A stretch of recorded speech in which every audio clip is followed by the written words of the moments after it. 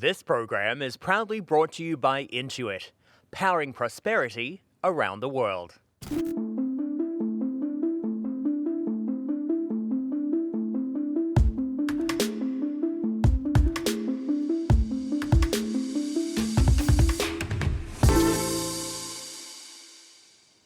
The future is now. Artificial intelligence and machine learning are already transforming our everyday lives. When Alexa or Siri answers your question, that's AI. Apps like Google Maps, Waze, and Uber depend on AI for directions and real-time traffic data. When Netflix knows exactly what you want to watch next, you guessed it, AI. Machine learning, a branch of artificial intelligence, uses large volumes of data and algorithms to mimic the way the human brain works. And deep learning, based on artificial neural networks, was largely created in Canada, making the country a major hub for science, research, and innovation. Over the next decade, AI will touch all parts of the global economy, adding as much as $16 trillion to global economic output. And with Canada at the center of the AI revolution, the possibilities are endless. On this episode of the AI Edge, we're going to talk about how artificial intelligence and machine learning are already impacting our everyday lives and why they're so important for Canada's economic growth. To kick things off, I'm joined by Claude Gay, President and General Manager at IBM Canada, Sam Sebastian, CEO of Pelmorex, and Grace Lee, Senior Vice President and Chief Analytics Officer at Scotiabank. Claude, I'd like to start with you. IBM is very well known around the world for its work in AI with IBM Watson. How are you using AI to improve the lives of everyday Canadians? I have to answer this question by, thinking about the context that we're in right now with the pandemic and some of the challenges associated. So, best example I would use these days would be City of Markham, for example, is using artificial intelligence to answer questions from their citizens. Thousands and thousands of questions that are coming in related to COVID. We've actually used it internally at IBM for our own employees. Last but not least, AI allows us to help farmers increase their crop yields by managing, real insights from weather and soil data to, produce better, more food.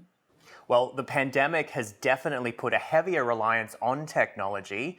Grace, where do you see the biggest use cases for AI and machine learning in the future?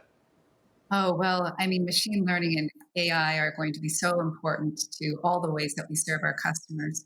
To Claude's point, in the pandemic, if you think about it, millions of our customers were experiencing financial distress and uncertainty all at the same time.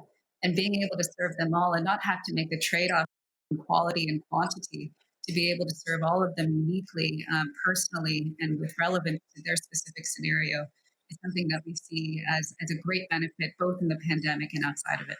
Well, we hear a lot about the negative impact AI is having on the job market.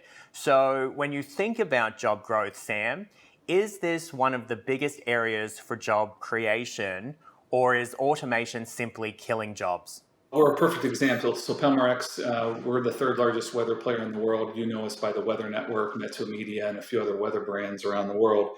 And we continue to employ more and more AI and ML, and weather forecasting and the weather business is both art and science. So if we can use AI and ML to build up the science, we need the scientists, the meteorologists, the forecasters to provide the art that goes along with it. I think ultimately, though it may automate some things, it will probably create more job opportunities and economic growth for Canada and beyond.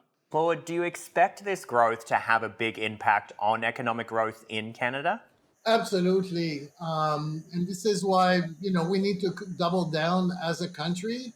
It's going to change all the jobs. 90% of the jobs that we have today will get augmented. AI and ML actually empowers human to be more productive, to accomplish more complex tasks, to spend their time on where the human brain is actually, more useful. Grace, how important is the actual advancement of artificial intelligence? Oh, well, I couldn't agree more with my fellow panelists here. I think that artificial intelligence is so important to economic growth from a productivity standpoint, but also in kind of creating creative solutions that might solve different problems going forward. So, what artificial intelligence does is really shine a light on some of those underserved parts of our economy or our communities, releasing the power of AI. I truly believe that not only are we going to be able to create more jobs and opportunities for our citizens, but we also create huge amounts of economic growth. Okay, Sam, looking ahead 10 years from now, how will artificial intelligence continue to change and improve the lives of Canadians? Look at the last 15 months. I mean, look how the world has kept spinning, even during a global pandemic. And it was because we had the digitization, the digital transformation, leveraging AI and ML over the past couple of years that has allowed businesses, entrepreneurs to continue to build new businesses online. If that can happen in a period of 15 months and the world responds to a crisis like they have, leveraging technology, imagine what happens in 10 years from now. So I think it's a great wake up call. One of the silver linings of the pandemic is the ability to kind of keep going and maybe even go faster. Thank you very much all for your time. That was Claude Gay, President and General Manager at IBM Canada, Sam Sebastian, CEO of Pelmorex, and Grace Lee, Senior Vice President and Chief Analytics Officer at Scotiabank.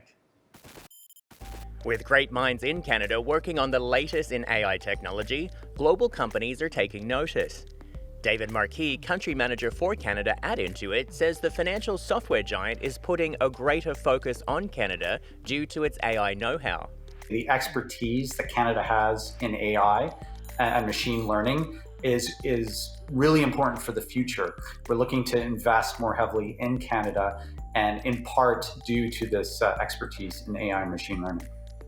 He also says the company is using AI to help Canadians manage their finances in an easy and efficient way. Intuit's using its products such as TurboTax, Mint, and QuickBooks to help improve the financial prosperity of all Canadians. And it's basically by solving some of their key financial problems. So access to financial products, addressing debt loads, and other issues for small businesses such as cash flow management. And we're using AI basically to help chart a course for what we hope to be the ability to put AI in the back pocket of all Canadians. And when asked about what AI in Canada looks like in 10 years, he had a positive vision for the future. I really think about what we all are trying to look for, which is health, wealth, and happiness. And when I think about AI machine learning, it really has the opportunity to impact each of those, whether it's through advances in medical technology or helping to find disease or new treatments for medical issues, whether it's to help drive our core economic progress and GDP from a wealth creation perspective, or ultimately any of the other kind of intersection points between tech and our legacy industries. It has the opportunity to touch all of these aspects for Canadians. For more on how AI will benefit all Canadians, I'm joined by Jeff Puritt, President and CEO of TELUS International. Jeff, how is TELUS International using AI, and what kind of impact is it having on your customers and clients? At TI, we're helping to drive scalable innovation across all industries by providing our clients with reliable, high-quality data that they need to create AI-powered products, services, and solutions. So we actually prepare the data that computers are using in order to identify patterns and inferences within that data set to build these machine learning models that are then used to improve search engine outcomes, to make bots more human-like in their ability to interact with human consumers. We're helping to train your refrigerator to tell you what's inside when you're ready to go shopping, and remotely, you don't have to go back home to try and check that because it's telling you what's in there and what needs to be replaced. What is TELUS International's AI strategy going forward? So we think the adoption of AI technologies is going to really proliferate, accelerate even more ubiquitously. I think today we hear AI really more in the domain of the 5 hyperscalers, the big social media platforms and techno-centric businesses. But it is really becoming more mainstream. Our strategy is to try and be helpful across the entire ecosystem, because it's our million plus annotators that are working on exabytes of data every day to try and ensure that these systems that are leveraging that data in order to provide these predictive outcomes are doing so reliably, accurately, and perhaps most importantly, with as little bias as possible. What about job growth? What kinds of opportunities is AI creating for your workforce? We've already hired, just in 2021 alone, thousands, more than 2,000 folks working in our digital group. We want software engineers, we want IT professionals, we need linguists, we need folks capable of understanding the implications of this activity.